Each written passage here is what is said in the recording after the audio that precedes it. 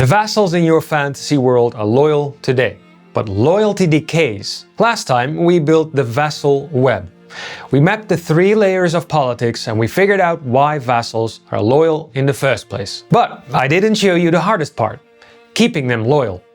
Don't treat loyalty like something permanent. It's not. In real long-term politics, loyalty is a process.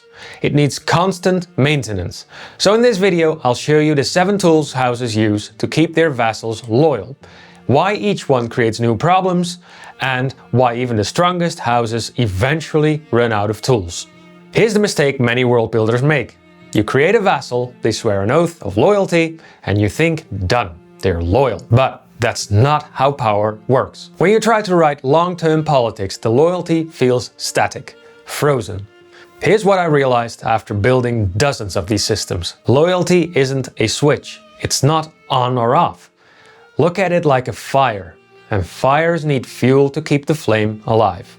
If you want your politics to feel alive, you need to understand the maintenance game, because every house is playing it constantly. Let me show you the 7 mechanisms to maintain loyalty. And here's the key. Every mechanism also creates a vulnerability. Mechanism 1. Rewards.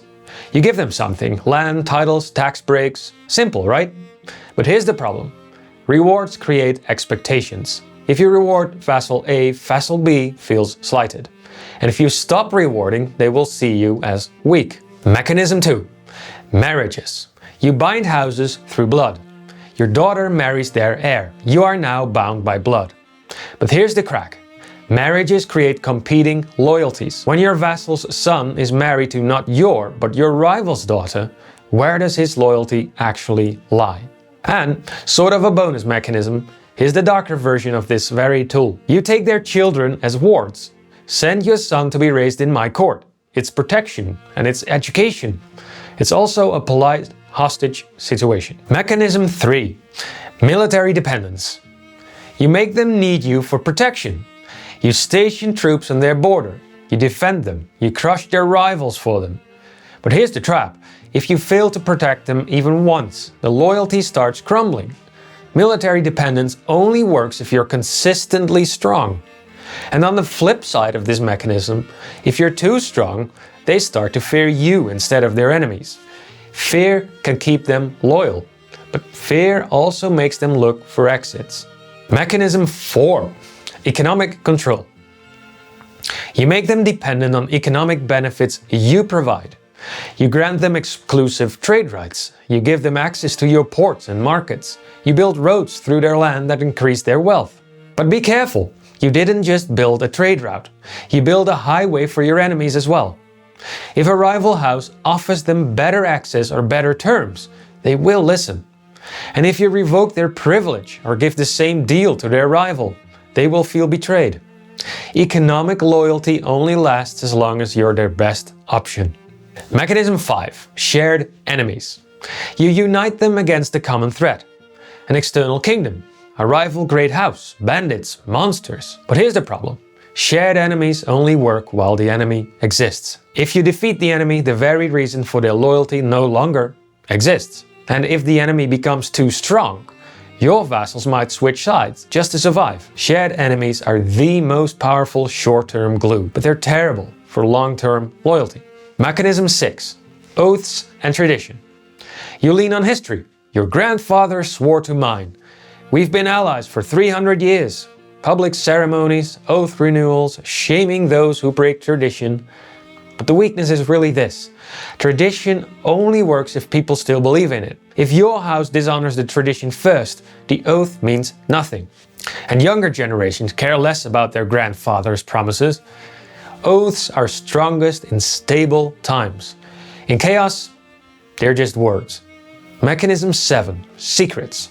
You know things about them they don't want revealed. Proof of a crime, a bastard child. But here's the danger. Blackmail creates enemies, not allies. The moment they think you'll expose them anyway, they have nothing to lose. Secrets are the most dangerous tool, because once you use them, you can never take them back. Here is where it gets interesting. You cannot just use one mechanism, you have to layer them. Let's see how that looks in practice. If you want more tools like this, I send out free world building tips every week in my newsletter. The link is in the description. We've got a great house called House Draymore and their vassal House Kale. Kale was conquered 50 years ago, but they still want independence. Draymore knows Kale is a flight risk, so they stack every loyalty tool they have. These are the layers of loyalty stacked on top of each other. They grant Kale a new coastal fort, a reward for their loyalty. Draymore's daughter marries Kale's heir to bind their families by blood.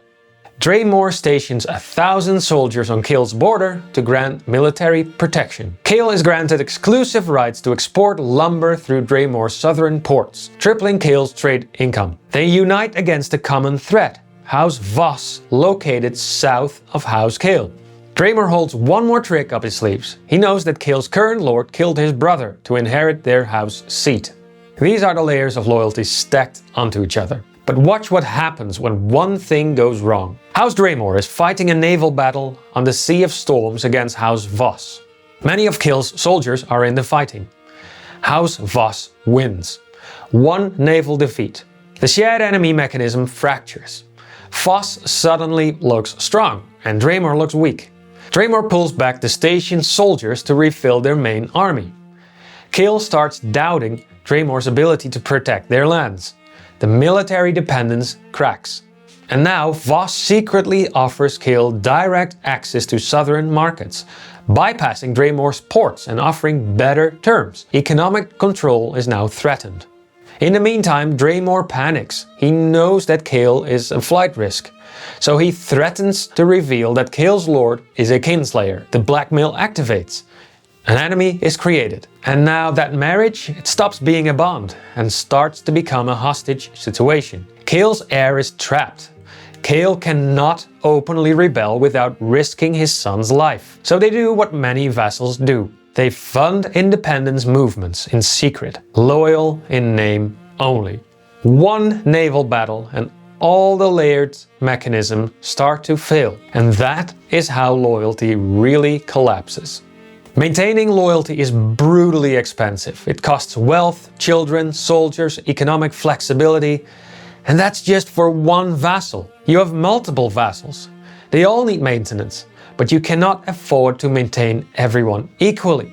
So you have to choose favorites. And the moment you do that, the other houses start drifting. This is why houses fall.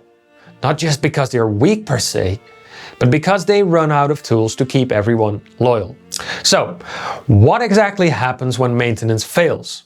There's three outcomes really. They either rebel openly and raise their banners, or they stay loyal in name only and do the bare minimum to meet their vassal obligations, or they switch sides quietly and sabotage their liege while waiting for the right moment. So, how do you use this in your world? Here's the step-by-step. Pick a great house. Pick one vassal and decide why that vassal became loyal in the first place. If you need a refresher on that part, check out my vassal web video. Now, ask what mechanisms are they using to maintain that loyalty. Rewards, marriages, shared enemies, secrets, write them down. And then for each mechanism, write down the vulnerability that creates. Which of these is the most fragile right now? That fragile point is your story hook. When the time comes in your plot, break it and watch the cascade. Because the best political stories aren't about loyalty that never breaks. They're about loyalty that is barely holding together. The fuel runs out, the fire dies, and in the dark, the knives come out. If you want more tools like this, I send out free world building tips every week in my newsletter. The link is in the description. If you decide to use this tool, please give me some feedback on how you like working with it down here in the comments. Now go do some world building.